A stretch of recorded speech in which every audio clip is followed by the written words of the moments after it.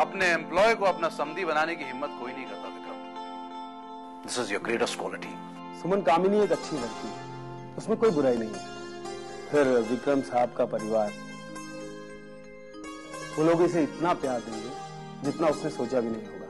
सीधी सी बात ये है भांजे, अगर नौकरों से रिश्ता जोड़ोगे तो इज्जत का दीवाला तो निकलेगा ही। कम ऑन मामा जी, ये सब पुराने जमाने की बातें हैं। अगर डैड ने अपने एम्प्लॉय की बहन को अपनी बहू बनाना मंजूर किया है तो इससे उनकी इज्जत बढ़ेगी, कम नहीं होगी। एक बात कहूं भांजे, जीजा जी प्यार तो तुमसे करते हैं लेकिन ख्याल शुभम का रखते हैं। तो इससे क्या फर्क पड़ता है मामा? शुभम भैया भाई है मेरे, सगे भाई। हाँ, अगर कोई सौतेला होता तो फिर मैं डैड को कभी माफ नहीं करता, कभी नहीं।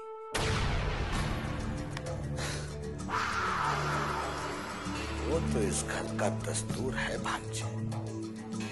इस घर ने हमेशा सौतेले भाई को नफरत की निगाह से देखा है, और ये नफरत इस घर के लिए कितनी बड़ी मुसीबत बनने वाली है कोई नहीं जानता। जो घर चला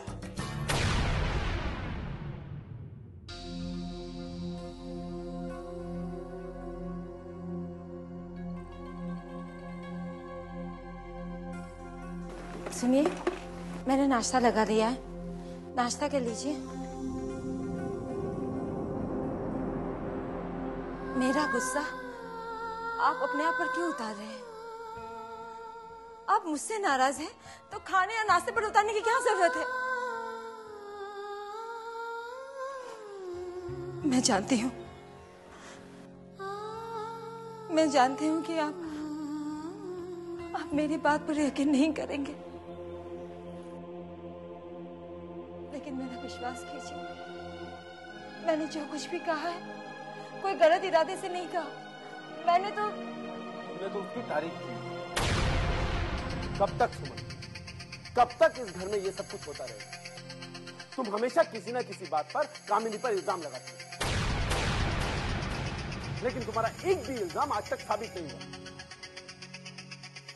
मुझे तो समझ नहीं आता कि तुम दोनों में झगड़ा किस बात पर। अब तो मुझे लगने लगा है चोर तुम्हारे दिल में है।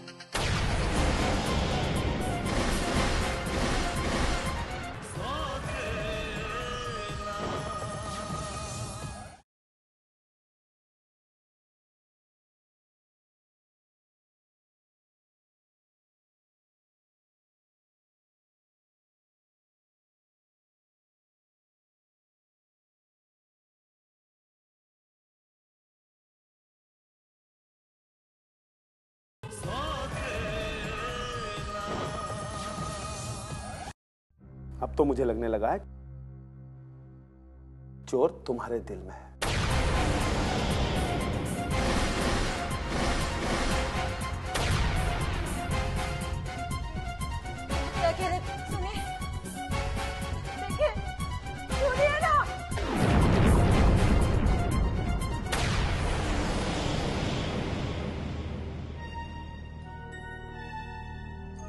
क्यों भाभी, मिल गई शांति?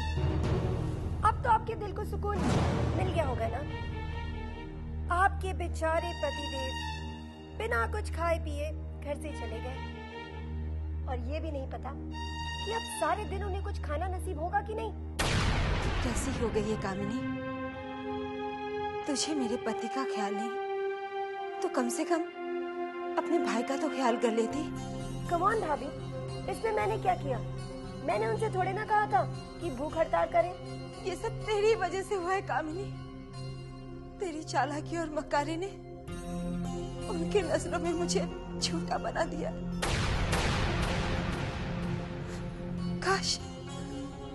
काश मैं उन्हें तेरा असली चेहरा दिखा पाती थी।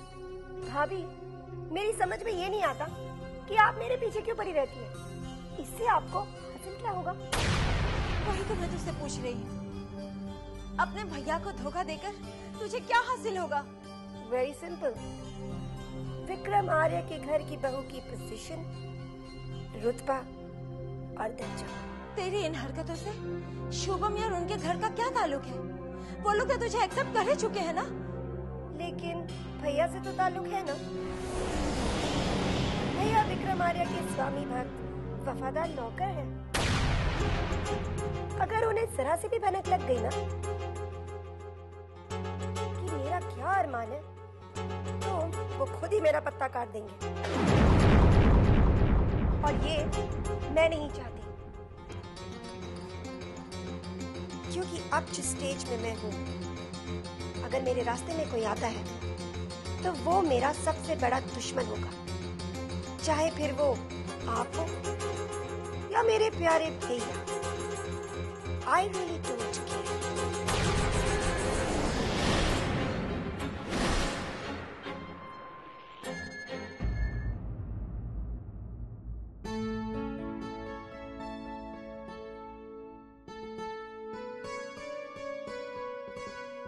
मुबारक हो राजीव साहब, मुबारक हो। अरे सर, आप और मेरे कैबिन में? क्यों भाई, मेरे यहाँ आने पर पाबंदी लगी है क्या? नहीं सर, आप मुझे बुला लेते तो मैं आपके कैबिन में आ जाता।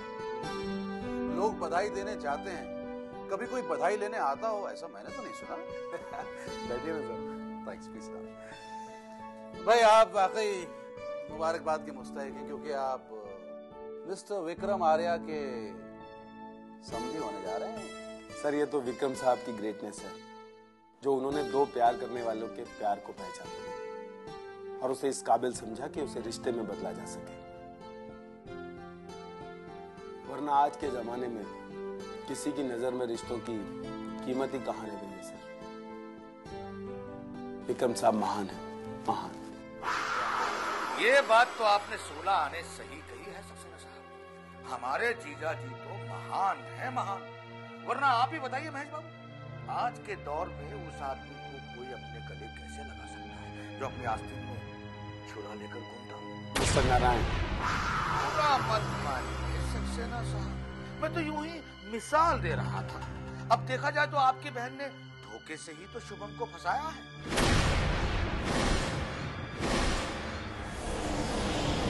वो जीजा जी अपने बेटे के प्यार में मजबूर थे, वरना पूछ लीजिए महेश बाबू से।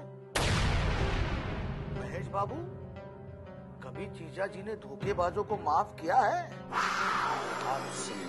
बिल्कुल सही कहा आपने Narayan ji.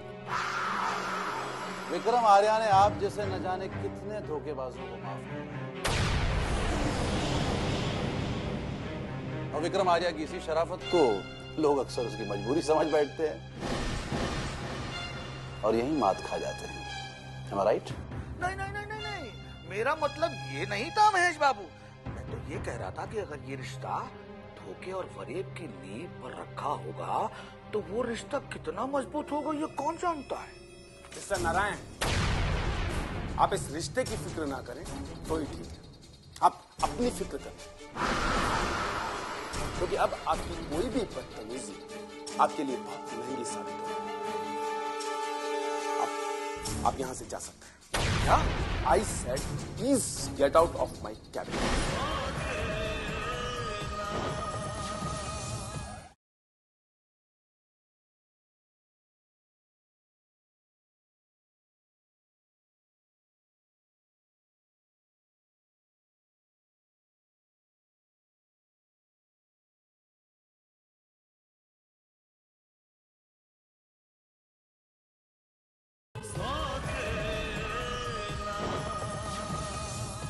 I said, please get out of my cabin.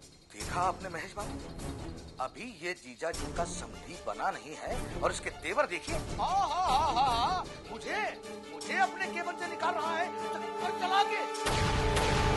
Respected Narayan, actually क्या है कि जब कोई बिना परमिशन या बिना किसी की मर्जी के किसी के कैबिन या उसकी जिंदगी में दाखिल होने की कोशिश करता है तो उसे इसी किस्म की बेइज्जती का सामना करना पड़ता है। बेहतर होगा अगर आप यहां से रवाना हो जाएं। अब आप कहते हैं तो मैं इस केबल से बाहर चला जाता हूं महेश बाबू, वरना जिंदगी के इस खेल से मुझे बाहर निकालना बहुत मुश्किल होगा सक्सेना बाबू। चक्कर चला के।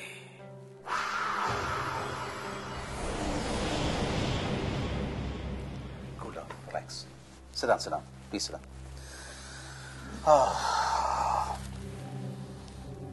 महोदय नारायण जी।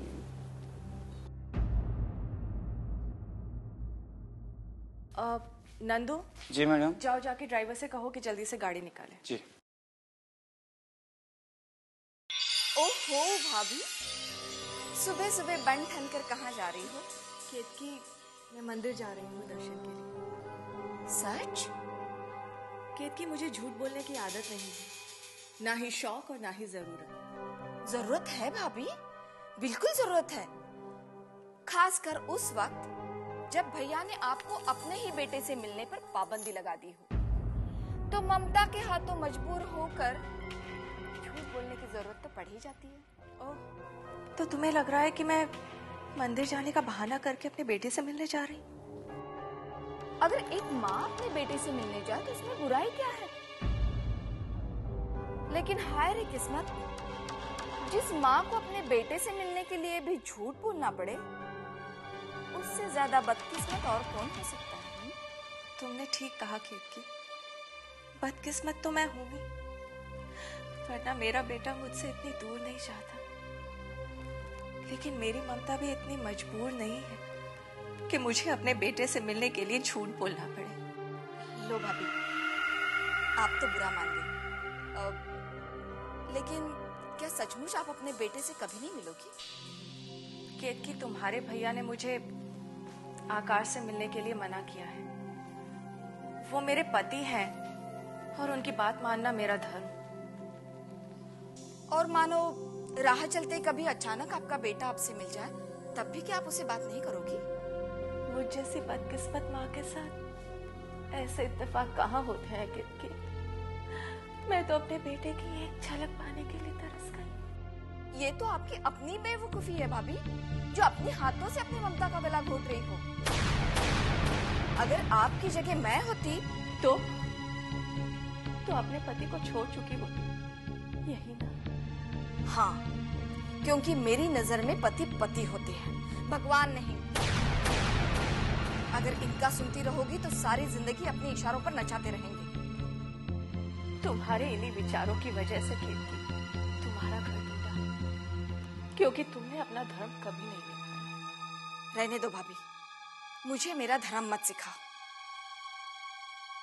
तो ठीक है केतकी, आज के बाद तुम भी मुझे समझाने की कोशिश मत करना कि मुझे अपना धर्म कैसे निभाना है, समझी?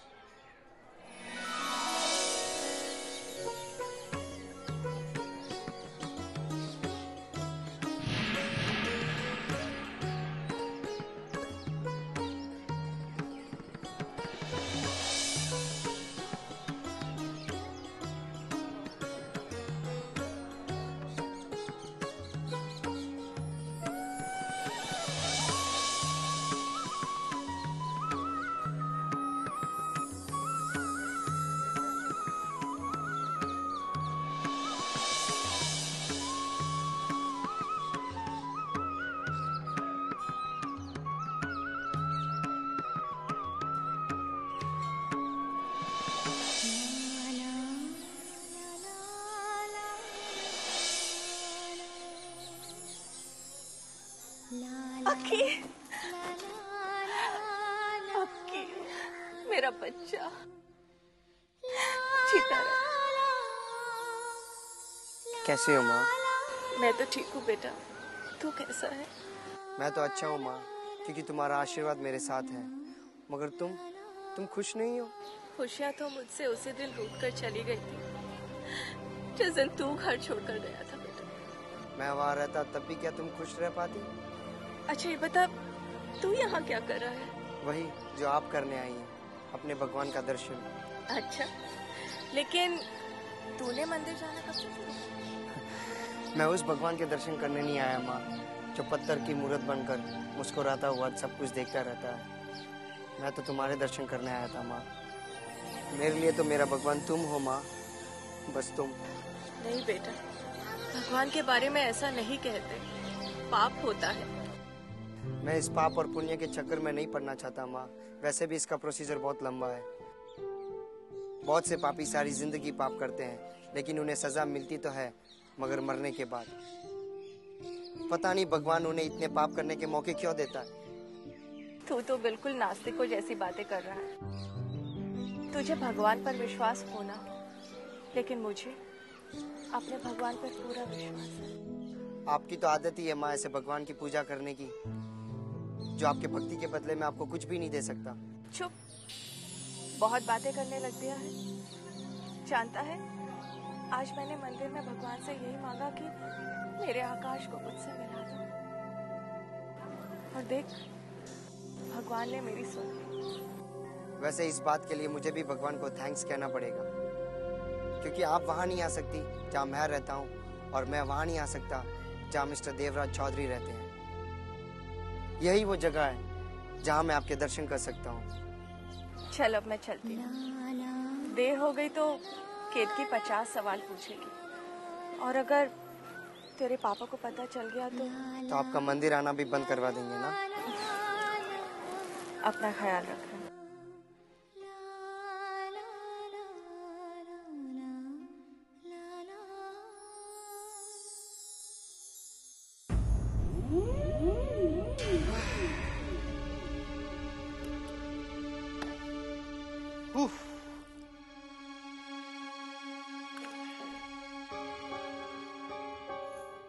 लो, आ गया और पसर गया।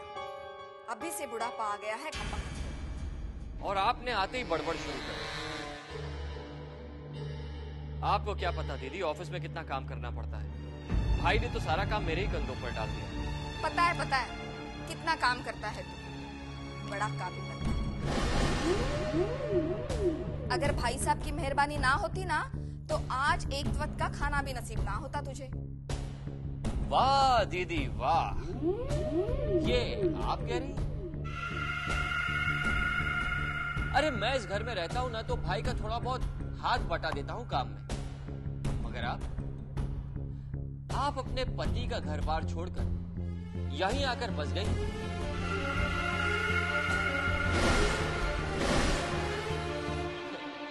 और कितनी बेशर्मी से भाई के पैसों पर ऐश कर रही है यार।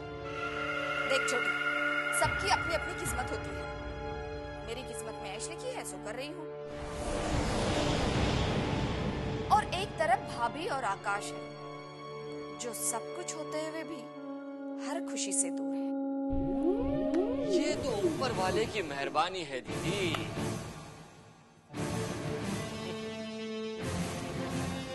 अगर भैया भाभी और आकाश के करीब होते तो उनकी खुशियां भी उनसे दूर नहीं होती, बल्कि हम दोनों इस घर से बहुत दूर जा चुके होते। ये बात तो तुमने बिल्कुल सही कही छोटे। अगर हमें इस घर में रहना है, तो हमें एक दूसरे का साथ देना होगा, ताकि तीसरा कोई हमें यहाँ से चलता ना कर सके।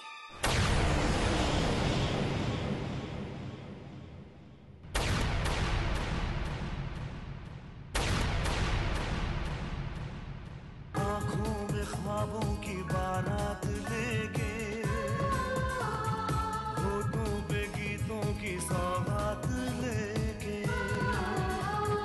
दिल में मोहब्बत के जज्बात लेके,